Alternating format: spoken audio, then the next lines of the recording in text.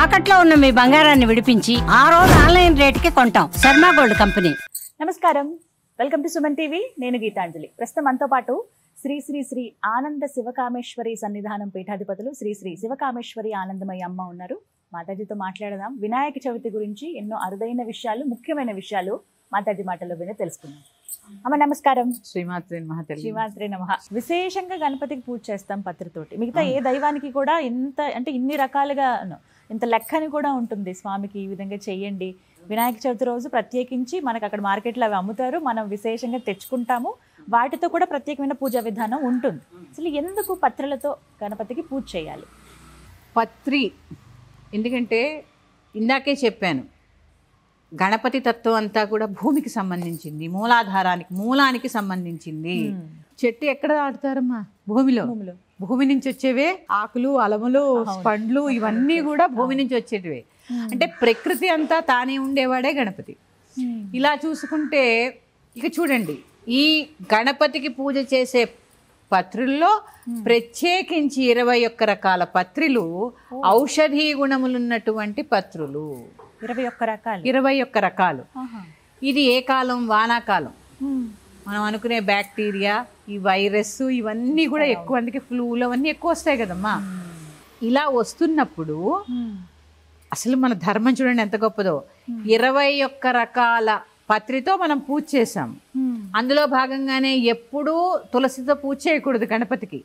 కేవలం వినాయక చవితి నాడు ఒక తులసి దళం సమర్పిస్తారు.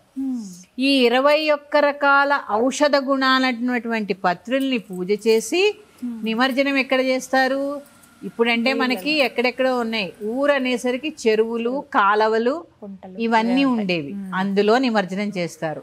ఇంకా తెలుసా అమ్మా, పూర్వం మంచినీళ్ళు తెచ్చుకోవాలన్నా, స్నానాలు చేసుకోవాలన్నా ఇట్లా ఘాట్లు ఉండేవి కదా చెరువులకి, ప్రతి ఒక్కరూ అక్కడే చేసేవారు. ఈ ఔషధ గుణాలు ఉన్నటువంటి పత్రిని అందులో నిమజ్జనం చేయడం వల్ల అందులో ఉండేటటువంటి బ్యాక్టీరియా చనిపోయి ఔషధ గుణాల ఆ పత్రి అంతా నాని దానిలో ఉన్నటువంటి ఔషధ గుణాలు ఆ నీళ్ళల్లోకి వెళ్ళి ఎటువంటి అంటురోగాలు కానీ, జలుబులు, దగ్గులు ఇలాంటివి ఏవీ లేకుండా ఆరోగ్యంగా ఉండడానికే మన కోసమే పెట్టారు.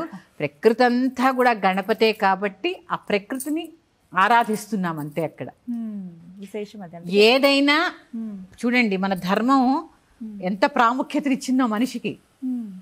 ఆ పూజ వల్ల, ఆ పూజ చేయడం వల్ల ఎప్పుడులా భగవంతుడికి ఆ లాభం మనకే. మనం అనుకుంటాం ఈ పూజ చేస్తే భగవంతుడు ఏమిస్తాడు అని. నువ్వు పూజ చేయడంతో నువ్వు ఆ పూజ అనుకుంటేనే చాలు, నీకు ఎన్నో లాభాలు వస్తూ ఉన్నాయి. ఇందులో గణపతి పూజ ఇంకా ప్రత్యేకం. ఇలాంటి వాటి వల్ల ఇంకా ప్రత్యేకం. అందుకే 21 రకాలమ్మా. 21 రకాలు. ఒకవేళ 21 రకాలు ఇప్పుడు దొరకకపోతే ఇది ఒక పెద్ద సమస్య. ఎందుకంటే ఊర్లలో అనుకోండి అలా చాలా చోట్లకి వెళ్ళి తీసుకుని వస్తారు. ఇప్పుడు ఏంటంటే మార్కెట్లో మనం వెళ్ళి ప్రత్యేకంగా కొనుక్కోవాలి. ఏవమ్మా అంటే ఇవే 21 రకాలని చెప్పి మహా అయితే అందులో 10 రకాలు కూడా ఉండట్లేదు. మరి ఖచ్చితంగా ఉండాల్సింది ఏంటి? దొరికితే మంచిది, లేని పక్షంలో మామిడి దొరుకుతుంది, తులసి దొరుకుతుంది, రావి, మర్రి, ఉత్తరేణు, మారేడు ఇవన్నీ దొరుకుతాయి కదమ్మా. కనీసం 6-7 రకాలైనా దొరుకుతాయి. ఇగో ఒక చెప్పా, నేను మళ్ళీ చెప్తున్నా. సంకల్పంలో ఏం చెప్పబడింది అంటే సంభవద్భిద్రవ్యై సంభవద్భిత్ పదార్థై సంభవితా నియమేన. నీకు ఏది సంభవిస్తే అదే నియమం, నీకు ఏది సంభవిస్తే అదే ద్రవ్యం, నీకు ఏది సంభవిస్తే అదే పదార్థం. ఇవన్నీ సంకల్పంలో చెప్పిస్తారు. నీకు ఇది దొరకలేదు అది దొరకలేదు అనుకునే కంటే నీకు దొరికిన వాటితోనే సంతృప్తిగా ప్రసన్నవదనంతో పూజ చేసుకోమంటారు. నిజమే అమ్మా. గణపతిని గరికతో పూజిస్తే చాలు ఆయన ప్రసన్నం అవుతాడు అని చెప్తూ ఉంటారు. గరికకి అంత విశేషం ఏంటి? ఎందుకు అంత ఇష్టం వినాయకుడికి గరిక అంటే? తప్పకుండా తెలియజేస్తాను. పూర్వము అనలాసురుడు అనే రాక్షసుణ్ణి సంహరించాడు గణపతి. ఎందుకు సంహరించాడో చెప్పుకున్నాం. అనలాసురుడు అనే రాక్షసుడు అగ్నిని పుట్టించి లోకాలన్నిటినీ కూడా అతలాకుతలం చేసేస్తున్నాడు అనమాట. అది చేస్తున్నప్పుడు ఈ గణపతి ఏం చేశాడంటే తన శరీరాన్ని అంతటినీ కూడా పెంచేసి ఆ అనలాసురుడు అనే రాక్షసుడిని మింగేశాడు. అంటే రక్షించాడు, దేవతల్ని అందరినీ కూడా రక్షించడానికి మింగేశాడు. ఆ మింగేసినప్పుడు ఆయన శరీరంలోంచి విపరీతమైన వేడి, ఉష్ణం, ఎందుకంటే ఆయన అగ్ని పుట్టించేవాడు కదా, ఆ ఉష్ణం తట్టుకోలేక విలవిల్లాడిపోయాడట గణపతి. అప్పుడు ఏం చేయాలో అర్థం కావట్లేదు, ఏం చేసినా వేడి తగ్గట్లేదు. బ్రాహ్మలు వేద పఠనం చేస్తూ 21 గరిక సమర్పిస్తే ఆ వేడి తగ్గుతుంది. చూడండి, గరిక కూడా మనం ముట్టుకుంటే చల్లగా ఉంటుంది, చల్లదనం. ఆ వేడిమి తగ్గుతుంది అని చెబితే 21 సార్లు ఆ వేదం పఠిస్తూ ఆ గరికని 21 సార్లు సమర్పించేసరికి ఆయన శరీరంలోని వేడంతా కూడా నశించిందట. అప్పటి నుంచి ఎవరైతే నాకు ప్రేమగా ఈ గరికని సమర్పిస్తారో వారికి ఎటువంటి కోరికలైనా నేను తీరుస్తాను అని చెప్పి గణపతి వరం ఇచ్చారట వినాయకుడు. అందుకని ప్రత్యేకించి ఒక్క ఈ వినాయక చవితి నాడే కాదమ్మా, సంకష్ట తీసుకోండి, ప్రతి నెలలో వచ్చే చవితి తీసుకోండి, మనం ఇట్లా క్షిప్ర గణపతి వ్రతం అని ఇవన్నీ చేస్తూ ఉంటాం. ఏది చేసినా గణపతికి గరికని సమర్పించడం వల్ల శీఘ్రంగా, అతి శీఘ్రంగా పనులు నెరవేరుతాయి. త్వరగా పనులు అయిపోవాలంటే ఆయనకు ఒక గరికని సమర్పిస్తే చాలు. ఇంకా ఒక్క చిన్న ఉపాయం కూడా చెప్తానమ్మా. విద్యార్థులకి కొంతమందికి చదివినవి గుర్తుండవు. అవునమ్మా. అలాగే కొంతమందికి చూడండి, ఎప్పుడు చూడు ఏ పని మొదలుపెట్టి విఘ్నమే.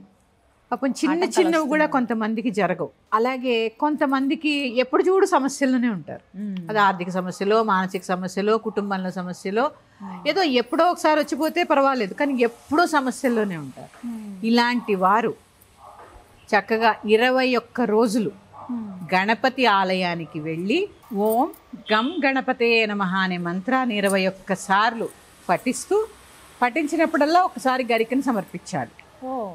ఇట్లా చూడండి, ఆ గరిక కూడా ఇలా పొడుగ్గా పెరుగుతాయి పెద్దగా, అవి దర్భలు, పొడుగ్గా పెరిగినవి దర్భలు, ఇలా వంకరగా రాలే వాటిని గరిక అంటారు. చిన్న పెరిగి ఇలా పక్కకు ఆ గరిక చక్కగా కోసుకొచ్చి కడిగి గణపతికి సమర్పించి, కొబ్బరికాయ అంటే గణపతికి చాలా ఇష్టం, అందుకని ఆ కొబ్బరి నూనెతో దీపారాధన చేసి బెల్లం ముక్క నైవేద్యం పెట్టి వస్తే ఎటువంటి విఘ్నాలైనా తొలగిపోతాయి. విద్యార్థులకి విద్య లభిస్తుంది, అన్నార్థులకి అన్నం లభిస్తుంది, జీవితంలో విఘ్నాలున్న వాళ్ళు విఘ్నాలు సమసిపోతాయి. ప్రతి ఒక్కరూ పాటించాలి. ఇది నేను పాటించాను కాబట్టి మీకు చెప్తున్నాను. ఎందుకంటే గణపతి ఐశ్వర్యాన్ని, జ్ఞానాన్ని, దానితో పాటు చెప్పాను కదా ఆనందాన్ని కూడా ప్రసాదించేటటువంటి దేవుడు. మనం చూస్తూనే ఉంటాం, చిన్న చిన్న ఆలయాలు ఉంటాయి గణపతి దగ్గరలో ఉన్న ఆలయాలకు వెళ్ళి ఈ విధంగా చేయొచ్చు. కొబ్బరి నూనెతో, ప్రత్యేకంగా కొబ్బరి అంటే ఆయనకి ఇష్టం కాబట్టి కొబ్బరి నూనెతో దీపారాధన చేయండి. కొబ్బరి నూనెతో చేయొచ్చు. ఇలా పలానా రోజు అంటూ ఉంటుందా అమ్మా? మీ మనసు ఎప్పుడు చెప్తే అప్పుడు చేయండి. అంతేనా? ఎందుకంటే అమ్మా, ఇది చెడు ఇది మంచి అని ఏం లేదు, ప్రతి తిథి మంచిదే. ఎందుకు ఇప్పుడు మనకి 15 రోజులు ఒక పక్షం, 15 రోజులు ఒక పక్షం, ఏ పక్షాన్ని చెడ్డ చేస్తాం మనం? ప్రతిరోజు మంచిదే. ఒక తారాబలం ఒకటి చూసుకోండి, మీ నక్షత్రం తెలిస్తే కనుక తారాబలం చూసుకుని ఆ తారాబలం రోజు మొదలు పెడితే ఇంకా మంచిది. 21 రోజు నిర్విఘ్నంగా చేసి చూడండి, తప్పకుండా ఫలితం లభిస్తుంది. అలాగే వినాయక వ్రతం ఆచరించే వాళ్ళు ఖచ్చితంగా కలశం పెట్టాలా? ఎందుకంటే విగ్రహం ఎలాగో పెడతాము, ఖచ్చితంగా పూజిస్తాము, కలశం కూడా ప్రధానంగా ఉండాలా? ఒకవేళ కలశం ఆనవాయితీ లేకపోతే మరి పరిస్థితి ఏంటి? ఆనవాయితీ లేని వాళ్ళు పెట్టనవసరం లేదు. కానీ కలశం అంటే ఎందుకో చెప్పాను కదా, నిరాకార స్వరూపానికి సంకేతం. పైగా వరుణదేవుణ్ణి అలాగే అన్ని నదీ జలాల్ని ఆ కలశంలోకి ఆవాహన చేస్తూ ఉంటాం కాబట్టి పెడితే మంచిది. ఆనవాయితీ లేనప్పుడు పెట్టక్కర్లేదు. ఆనవాయితీ ఉన్నవాళ్ళు పెట్టుకోవచ్చు, లేదా పసుపు గణపతికి పూజ చేసుకుని గణపతికి కూడా పూజ చేసుకోవచ్చు. అంటే ప్రత్యేకంగా ప్రతి సంవత్సరం పెడుతున్నారమ్మా, పెట్టుకోండి. ఆనవాయితీ లేని వాళ్ళు మాత్రం కొత్తగా పెట్టవలసిన పని లేదు, పెట్టక్కర్లేదు. ఇప్పుడు కలశం అంటే మామూలుగా వరలక్ష్మి వ్రతానికి ఎలా ఏర్పాటు చేసుకున్నారో అదే పద్ధతిగా అంతే అమ్మా. ఎప్పుడైనా కలశం అంటే అదే. అంతే. నీళ్లు, పంచపల్లవాలు, కొబ్బరికాయ, రవికల బట్ట. ఈ రవిక బట్టకి చాలా అంటే ప్రత్యేకంగా ఈ రంగు ఉంటుంది, ఎందుకంటే లక్ష్మీ అమ్మవారికి అంటే పచ్చటి రంగు ఇష్టం, మరి గణపతికి ఈయనకి తెలుపు ఎరుపు ఇష్టం. మన ఇష్టం, ఇందులో ఏదైనా సరే పెట్టవచ్చు. కలశం అయితే ఆనవాయితీ ఉన్నవాళ్ళు మాత్రం అలాగే కంటిన్యూ చేయొచ్చు, పెట్టొచ్చు అంట. అలాగే ఇక ప్రత్యేకంగా మాట్లాడుకుందాం, గణపతికి ఇష్టమైనటువంటి రంగు ఏంటి, అలాగే ఆయనకి ఇష్టమైనటువంటి పత్రి, ఇష్టమైనటువంటి పుష్పం, ఫలం, ఇవన్నీ చెప్పకుండా. ఇష్టమైనటువంటి పత్రి ఆ రోజు ప్రత్యేకంగా చెప్పాక 21 వాటితో పూజ చేయాలి. గరిక చాలా ఇష్టమైనది. గరిక రంగు వచ్చేసి తెలుపు ఎరుపు. ఇష్టమైనటువంటి పండు చాలా మంది దోసకాయ చెప్తూ ఉంటారు. ఇంకొకటి ఒక చిన్న శ్లోకం చెప్తాను. ఇది ఎప్పుడు కష్టకాలంలో ఉన్న ఈ శ్లోకం నేర్చుకుని పఠించండి. ఎందుకంటే ఇప్పుడు నేను చెప్పే గణపతి శ్రీ విద్యా గణపతి, లక్ష్మీ గణపతి అంటారు. ఆయన ఆ మూర్తిని కనుక మనము చక్కగా ధ్యానం చేస్తూ ఉంటే అది ఎందుకు ధ్యానం చేయాలో కూడా నేను చెప్తాను. బీజాపూర గదేక్షు కార్ముక రుచాల సచక్రాబ్జ పాశోత్పల వీహ్యగ్రస్వ విషాణరత్న కలసత్ప్రోధ్యత్కరాంభోరుహ ధ్యేయో వల్లభయా సపద్మకరయా శ్లిష్టోజ్వలాత్ భూషయా విశ్వోత్పత్తి విపత్తి సంస్థితకరో విఘ్నేశ ఇష్టార్థతః. అంటే ఇక్కడ గణపతి బీజాపురము అంటే దానిమ్మ పట్టు చెప్పాను, ఎరుపు ఇష్టమని. దానిమ్మ, పాశాంకుశాలు, గద, కమలము, చెరుకు వీటన్నిటితో పాటు ఎడమ తొడ మీద లక్ష్మీదేవిని, సిద్ధలక్ష్మిని కూర్చుని పెట్టుకుని ఆలింగనం చేసుకుని ఎడమ చేతితో విరిగిన దంతాన్ని పట్టుకొని చక్కగా తొండంతో రత్న కలశాన్ని పట్టుకుని ఉంటారు. ఆ కలశం ఎలా ఉంటుంది అంటే రత్నాలు పొదగబడి ఆ కలశం సమృద్ధిగా ఉంటుంది. ఎప్పుడైనా మనకి కష్టం వచ్చినప్పుడు ఈ శ్లోకం పఠించి ఆ గణపతిని ధ్యానం చేసినంత మాత్రము చేతనే శీఘ్రంగా మన సమస్యకి పరిష్కారం దొరుకుతుంది. ఆయన రూపం అలా ఉంటుంది. అంటే ఆ కలశంతో ఉన్నటువంటి గణపతిని ధ్యానం చేయాలి.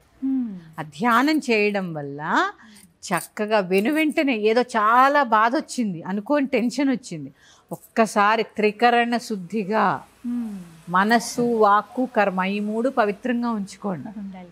ఎక్కడైనా ఉండనండి, కాళ్ళు కడుక్కోండి, కూర్చోండి, ఆ మూర్తిని ధ్యానం చేయండి.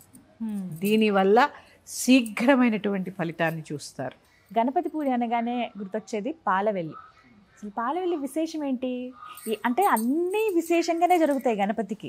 పత్రులతో పూజ కానీ, ఆయన రూపం కానీ, చేసే పూజా విధానం కానీ, అలాగే ప్రత్యేకంగా పెట్టే నైవేద్యాలు కానీ, దాంతోపాటుగా ఈ పాలవెల్లి చక్కగా అన్ని రకాల పండ్లు, కూరగాయలు కూడా కొన్ని ఇలా చక్కగా ఇలా వేలాడదీస్తూ ఉంటారు. అవును, చాలా విశేషంగా ఉంటుంది. చెప్తారా ఎందుకు ఈయనకి ప్రత్యేకం పాలవెల్లి? తప్పకుండా తెలియజేస్తానమ్మా. పాలవెల్లి చెప్పాను కదా, గణపతి పూజ అంటేనే ప్రకృతికి సంబంధించినది. పాలవెల్లికి కూడా పళ్ళే కడుతూ ఉంటాం. ఇక్కడ మనం తెలుసుకోవాల్సింది పాలవెల్లి అంటే అది ఏర్పాటు చేయడం కూడా ఎక్కడ ఏర్పాటు చేస్తాం? గణపతికి పైన ఏర్పాటు చేస్తాం. ఆకాశం కేసి చూడండి, పాలపుంత కనిపిస్తుంది కదా, ఈ పాలపుంతకి ప్రతిరూపమే ఈ పాలవెల్లి. ఆ పాలపుంతను తీసుకురాలేం కదా, ఆ పాలపుంతలు ఏముంటాయి? నక్షత్రాలు ఉంటాయి. ఎంత బాగుంటాయి, మిణుకు మిణుకుమంటూ. ఆ నక్షత్రాలకి ప్రతీకగానే ఈ పాలవెల్లికి పళ్ళు కడుతూ ఉంటాము. అందుకని అందంగా ఉంటుంది కదా. మామిడి ఆకులు, రకరకాల పళ్ళు, వెలగపండు, తర్వాత ద్రాక్ష పళ్ళు, యాపిల్ పండు, అది ఒక వనంలాగా ఉంటుంది. ఆ వనంలో కూర్చున్న గణపతిలాగా అనిపిస్తూ ఉంటాడు. పాలవెల్లి ఎందుకు అంటే ఆ పాలపుంతకి నిదర్శనం. అంటే ఇక్కడ ఏం లేదమ్మా, సృష్టి, స్థితి, లయములు ఈ మూడు ఉన్నాయి గణపతి పూజలో. సృష్టి, మట్టితో విగ్రహం తయారు చేసాం. స్థితి, చక్కగా కూర్చోబెట్టి పళ్ళు అన్ని గట్టి పూజ చేసాం. లయం, మళ్ళీ తీసుకెళ్లి నీళ్ళల్లో కలిపేస్తాం. అంటే ఈ మూడిటికి సాక్షిభూతంగా ఉన్నాడు కాబట్టే గణపతి. అందుకే ఈ పాలవెల్లులు ఇవన్నీ. అలాగే మూషిక ఉంటుంది గణపతి దగ్గర. ఎందుకు ఈ మూషికము? కామక్రోధ లోభాలన్నీ కూడా నీ కాళ్ళ కిందే ఉంచుతాను అని చెప్పడానికి మూషికాన్ని. ఆ మూషికం చూడండి, ఎప్పుడు ఇలా ఇలా ఇలా ఇలా చూస్తూ ఉంటుంది. హడావిడిగా ఉంటుంది, కుదురుగా ఉంటుంది, పరిగెడుతూనే ఉంటుంది, ఏదో ఒకటి కొరికేస్తా. అంటే కుదురుండదు మూషికం, చూసారా? కుదురుగా ఉండని మూషికం మీద ఉండని కుదురుగా ఉండేటటువంటి గణపతి. అంటే చూడండి, అవన్నీ కూడా ఆయన కాళ్ళ కింద తొక్కిపెట్టి మనకి కూడా మంచి స్థిత ప్రజ్ఞతనిస్తాడు జీవితంలో. అంటే ప్రతిదీ విశేషమేనమ్మా. ఏ దేవతని తీసుకున్నా వాళ్ళు ధరించే వస్తువులు కానీ, వాళ్ళు ఎక్కే వాహనాలు కానీ అన్నీ ప్రత్యేకమే, ప్రతిదీ ప్రత్యేకమే. అలా తీసుకుంటే పాలవెల్లి ఎందుకు అంటే పాలపుంతకి సంకేతము, అందులో కట్టేటటువంటి పళ్ళు నక్షత్రాలకు సంకేతం. కానీ కొంతమందికి ఉండదు కదమ్మా ఆనవాయితీ. కొన్ని ఇళ్లలో ఉండదమ్మా, పాలవెల్లి ఉండదు. అది వారి ఇష్టం, వారింటి సాంప్రదాయాన్ని బట్టి ఉంటే కట్టుకోండి, లేకపోతే లేదు. ఏదైనా విధానం ఉందా అమ్మా? ఇలా చతురస్రాకారంలో ఉంటుంది, అవును. అంటే ఖచ్చితంగా ఈ పళ్ళు ముఖ్యంగా ఉండాలి, ఇవి ఉండకూడదు అని ఉంటుందా పాలవెల్లి కట్టేవాడు? అలా ఏం లేదు, కానీ వెలగపిండి అయితే కంపల్సరీ అమ్మా. వెలగపిండి ఆయనకి ఇష్టము. తర్వాత మొక్కజొన్న పొత్తులు, ఈ సీజన్ లో ఏ పళ్ళు దొరికితే అవి. సీతాఫలం కడతాము, జామ కడతాము, చక్కగా కాడలు తెచ్చుకుంటాము, దానిమ్మ కడుతూ ఉంటాము, ద్రాక్ష, అరటి పండు కూడా కడతాం. రకరకాల పళ్ళన్నీ కూడా ఆ ప్రకృతిలో ఈ సీజన్ లో దొరికేటటువంటి పళ్ళన్నీ కూడా ఆయన చక్కగా అలంకరించి చూడగానే పెద్ద వనల్లా ఉంటుంది, నిండుగా ఉంటుంది. భలే అనిపిస్తుంది. కొంతమంది కూరగాయలు కూడా కడుతూ ఉంటారు కదా, చిన్న పచ్చిమిర్చి, అంటే చిన్నప్పుడు ఇలా చేసేవాళ్ళం అమ్మ, ప్రత్యేకంగా అవి తీసుకొచ్చి. అదే చెప్తున్నాను కదమ్మా, గణపతి అంటేనే ప్రకృతి కదా, ప్రకృతి అంతా కూడా తానే ఉన్నాడు కాబట్టి అన్ని భూమిలోంచి వచ్చేవి. భూమికి ఆయనే ప్రత్యేకం. పాలవెల్లి ఉంటే ఆనవాయితీ ఉంటే కట్టుకోండి, లేదంటే లేదు. మరి యొక్క అంశంతో మీ ముందుకు వస్తాను. శ్రీమాత్రే నమః. స్వస్తి. నమస్తే అమ్మా.